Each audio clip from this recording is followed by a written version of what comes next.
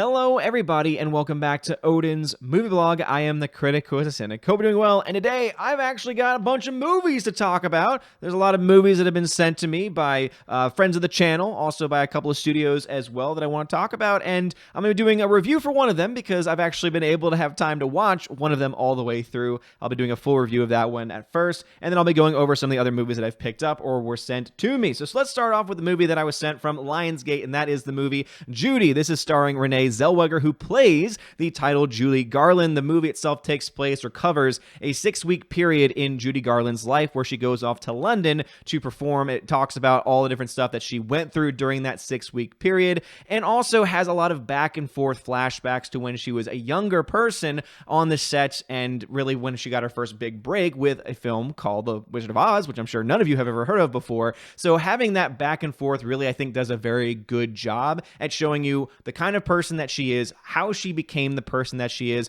but also just helps you sympathize with her too, because you realize Judy Garland, even though she had a lot of demons, those demons were not by her own choice. A lot of those demons were almost forced upon her in a lot of ways, and so it dives into that as well. I'm sure if you've seen other stories covering her life or documentaries, things like that, you'll probably get more information than what you get in this movie, because this one really just focuses on those 6 weeks with certain flashbacks to when she was younger of like key events that really made her into the person that she was. But I think that they actually handle it very well. The cinematography on this thing is gorgeous. The acting, of course, Renee Zellweger is fantastic. If I had to critique any part of Renee Zellweger's performance, it's that to me the voice isn't always there. Even though she sings, and yes, she sings all the songs in this movie. In fact, many of them are actually filmed live on set.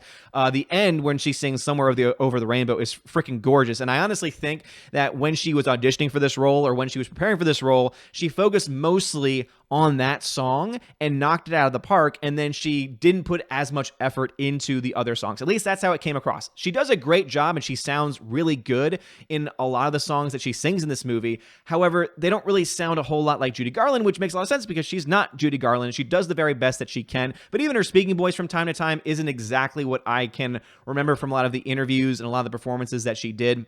And having watched a lot of videos of her performances when I was in college, because I took a film course where we actually spent some time on Judy Garland and on specifically her role in A Star is Born and talking a little bit about her life. And so in that research, I was able to watch a lot of those videos, and even though she's pretty damn good as far as the acting goes, like if we're talking about just mannerisms, facial expressions, things like that, she knocks it out of the park. She is pretty much damn near perfect at that. It's really the voice is the only thing I had a real big issue. Like, it wasn't even a big issue. It was a very minor issue. So if you can kind of look past that and just look at her and say, wait a minute, she looks just like Judy Garland. Wait, she literally looks just like Judy Garland. And I never thought that Renee Zellweger would be able to pull it off, but sure enough, she does, and she sings live on set. It's fantastic. It's a little bit about the Blu-ray release itself. It's a pretty good release. Again, the audio quality is fantastic. Video quality is fantastic. The one big criticism of this release is the fact that there aren't a whole lot of special features on there. There's really one, maybe 5 to 10 minute video of a behind the scenes where they're talking a lot about Judy Garland, or rather, they're talking a lot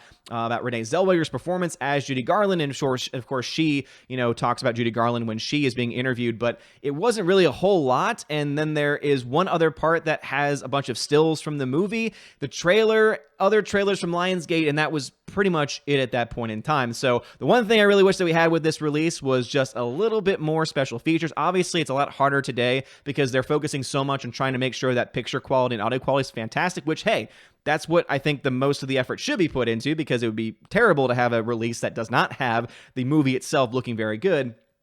But it would be really nice to have that. I know a lot of those things are being saved for 4K releases of a lot of movies, but this is still a very good release. It's a very good movie. I gave this film, I think it was a B+. I gave it a 4 out of 5 stars, which again, I'm solid B+ range. It's a very, very well done film. Maybe not my favorite film of the year, not a film that I ever feel like I'll go back to constantly over time, but it's really good nonetheless. So if you like Judy Garland, or if you like old Hollywood, or you like things like that, or you like biographies, this is definitely a great pickup, I would say. It is currently on sale, so you can get it directly through Lionsgate, for Best Buy, Amazon, etc. I'll have a link to Lionsgate in the description of the video, but this is a Blu-ray DVD digital copy, so you get not just a Blu-ray copy of the movie, but a DVD as well, and you get a digital copy, which of course is pretty much the way the world is going right now. So that is Judy. Fantastic. Once again, thank you, Lionsgate, for sending that out. Very solid release. A couple other films that I've been sent, so let's start off with movies that I was sent from MVD Visual. I've featured a lot of their videos on the channel before, so the first one is a movie called Black Angel, starring Dan Durea,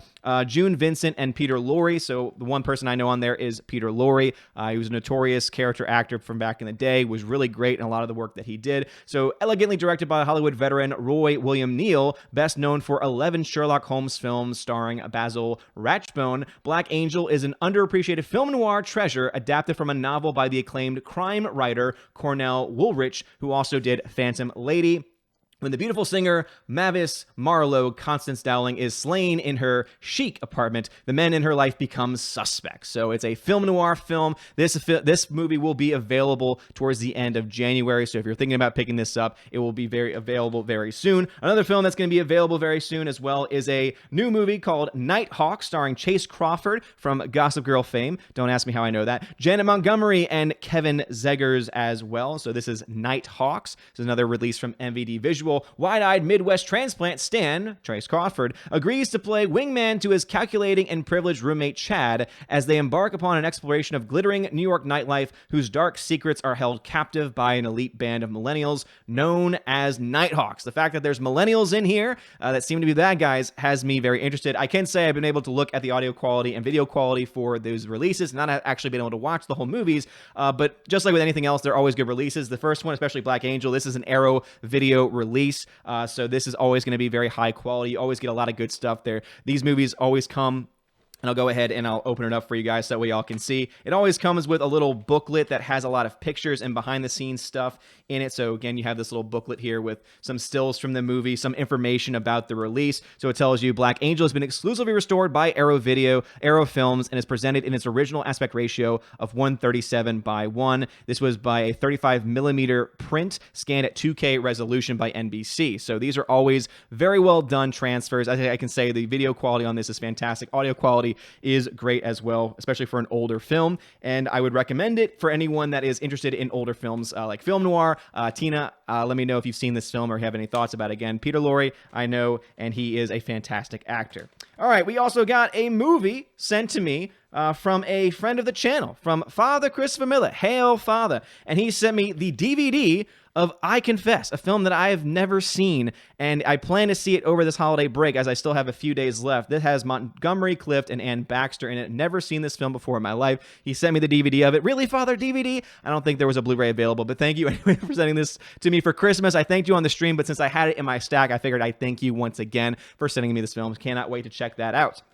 And the last two are going to be movies that I actually picked up on my own because they're movies that I personally really like. One is a movie that I forgot about, to be perfectly honest. As much as I like this movie and I liked enough to actually buy it, I had totally forgotten just how great it was until I was on having a conversation. I believe it was on Friday Night Tights where we talked about this movie. And it's a movie, actually no, it was either that or it was Midnight's Edge After Dark. I can't remember where I was at that time. But it's a movie called The Foreigner. And this is Jackie Chan's, I would say, the best performance of his career from a dramatic standpoint. We're not talking about martial arts, stunts, things like that. Obviously, we can think about a plethora of other films in which it would be more appropriate to say that he was great at. But this, to me, is a dramatic performance that not a lot of people, myself included, would have expected from Jackie Chan.